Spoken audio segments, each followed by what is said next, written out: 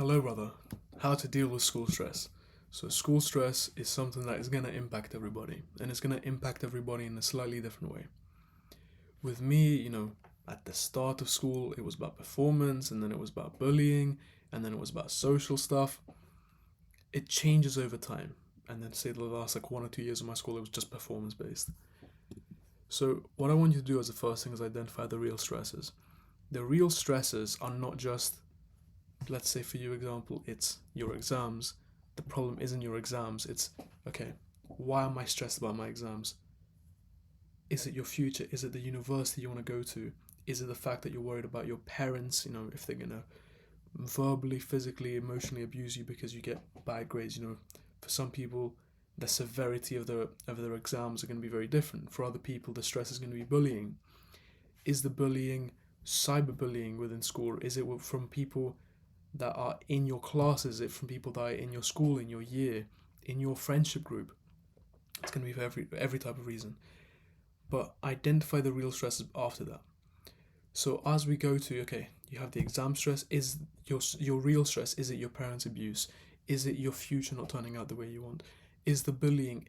Is it the fact that you're feeling unable to protect yourself? Is it that you're not able to trust your own friends, for example? Is it that you're scared to go on social media? It's one of those things, or no, or a myriad of those things for you. But identify those real reasons, because as soon as you can be real with yourself and identify, okay, I care about my exams because of this reason, you can have a clearer goal. It kind of removes a lot of the fluff around it, and you think, okay, this is my problem. Can I avoid it? Is it important to me? And if it's important and unavoidable, then you think, okay, is there a way that I can manage it? Depending on, you'll have your answer to all those things. So, for example, for you, that may be exam stress. You're really scared about the exams coming up, and that's going to be okay. Do you really care about it? No. Is it avoidable? No, but you don't really care about it. Is it manageable? Yeah, you just don't need to revise. So for another person, it's going to be okay. I am really scared about exams, and they are important to me, and they are unavoidable. Okay, but are they manageable? Okay, can I revise for 1, 2, 3 hours a day, whatever that is for you? Sure. And when you have that, you can kind of compartmentalize that in your brain and think, okay, how severe is this problem? And do that for all the reasons.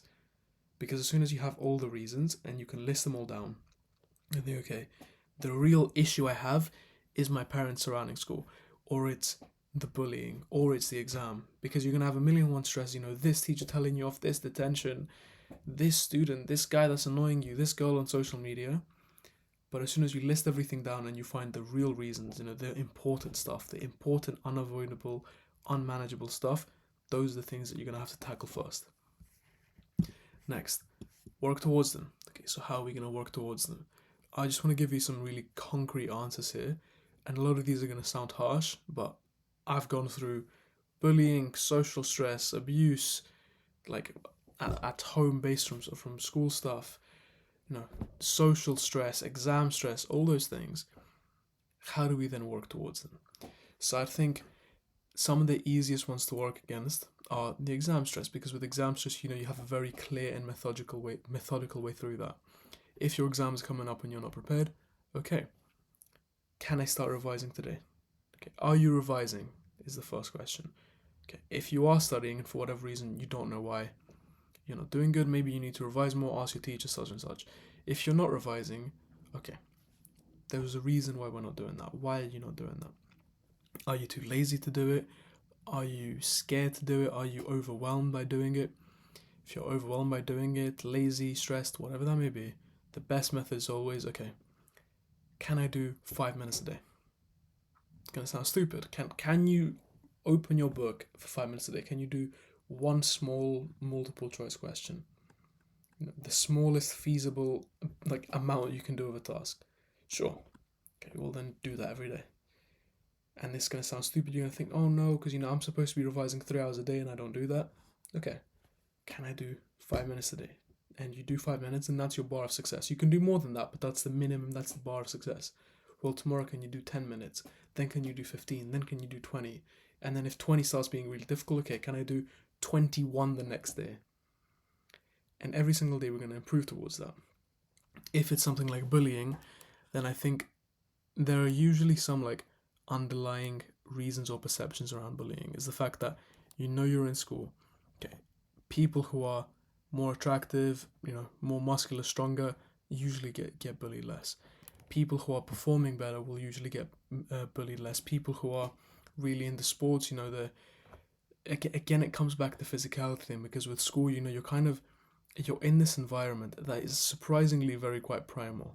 You're there with a lot of other guys your age, a lot of girls your age, and it's the same way around with girls, right? And it becomes very primal and very quite aggressive, so it boils down to like biological reasons, when in the real world it wouldn't. And I know school counts as the real world, but you're like within this little bubble of the same people, of the same places, the same routine. That's why things can really boil over the top. The amount of bullying that happens in school is not the same amount of bullying that happens on the street, for example, right?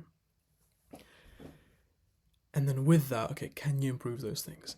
Can you improve your physicality? And I know this sounds harsh, and it is going to sound harsh, as I said at the start, but things like that really helped me.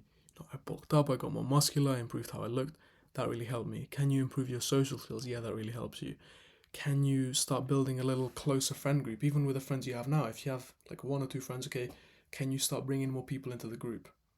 Can you start becoming closer with these guys? Can you become like a little like band of brothers there? If you don't have friends right now, okay, can you start speaking more to these people in class? Can you this week ask this guy for his number? Maybe you want to hang out, add him like, oh, you guys play the same video game, whatever, do this. You guys have the same exam coming up. Okay, great. Can you go study for that together? Improve yourself socially, improve yourself physically, improve yourself attractively, and that will help you with bullying. It's helped with my experience, and especially getting a closer like social group around you will help against external bullying of like people outside of your group. And if it's within your group, the things I said previously will really help. Or just changing group altogether. Do those social things I just said, try become friends with this guy, try go out and study with this guy, try go play football with this guy, whatever, and you'll build a different group that you can go to. People change groups all the time, man. Put life in boxes. If school starts becoming too stressful, and say you have the problem of, home is a problem. If home is a problem because your parents want you to get better grades, okay, and you do get better grades, that's the problem may be solved. If the problem still isn't solved, or something is way too stressful and way too overwhelming, compartmentalize your life. I was gonna say that word, but I struggle to say it as an immigrant, so just put life in boxes. Have the school box, have the fitness box, have the girlfriend box, have the friend group box. Make all these little boxes and put your attention towards them and think, okay, my morning routine is going to be about studying. Then I come home and then I want to go to the gym. I'm going to have these hours for school, and at lunch I want to have social time. And really say that to yourself and kind of plan it out. It doesn't need to be perfect. I'm not telling you make a timetable for productivity. I'm telling you make it so your brain can think, okay, we're doing this now. And that will really reduce the stress. If school is the reason of your stress, then think, okay, I'm going to finish school and then I have the gym. And then I have home time, and then I've got studying, and then I've got time to like play video games with my friends or go out, whatever it is for you. Break that down and try plan it as best you can. And that will really help mitigate the amount of stress you get from school. You know, this really helped me is that when I really hated school, I think, okay, but I'm going to go home, then I'm going to do this, and I'm going to do this, and I'm going to do this, and I was excited about this, and that really, really helps you. Finally, improve your mental health. Because fundamentally, this I try to give you really practical advice, but I think this is going to be the most important. And if anyone has had, and the reason this is last instead of first, because if anyone has had the attention span to stay to here, they are the ones that are going to benefit from this. If I tell you at the start of the video, improve your mental health, only the people that really want to change this and really want to improve are the ones that are going to apply the things I'm going to tell you now. These are very important for you, man. So the 3 things I'd really recommend for you to do are meditation, gratitude journaling, and finally, exercise. Exercise, but specifically social exercise is preferable, but I'm just going to write exercise for now. Exercise, right?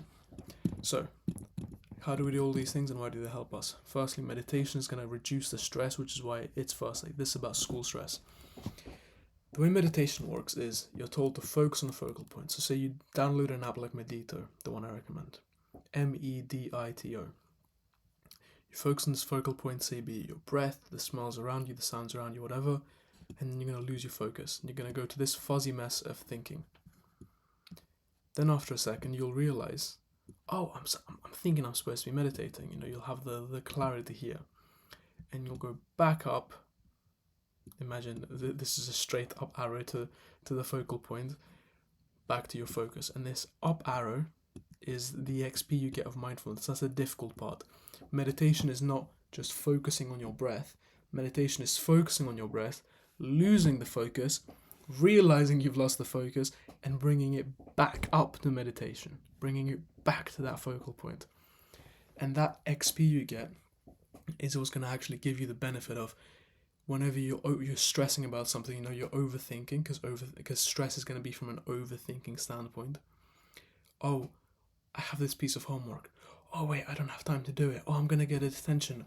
Oh, my parents are going to shout at me. My teachers are going to shout at me. You've just gone from being shouted at and being stressed about that and being told off to I have a homework. From I have a homework to that point. Because that was overthinking point. One thought to another. So the more you train this, the less time you'll spend in this fuzzy mess of thoughts, and you'll be able to snap out of it really quickly. And you should be stressed a lot less. Gratitude journaling, super simple. Open a notebook, preferably, or I like to do it on my computer just because it's hidden. So like, it's locked, my password and everything. No one's going to access it, and by knowing it's fully secret, I'm not saying that anyone's going to like come in my room and read my notebook, and I don't think that the same thing will happen for you. Just saying it because it gives your brain that little switch of like, this is completely hidden and authentic.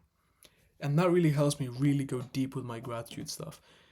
Gratitude journaling, you know, can be about, I'm so grateful for this water bottle, or I'm so grateful that this terrible thing happened and now I've gained this insight from it.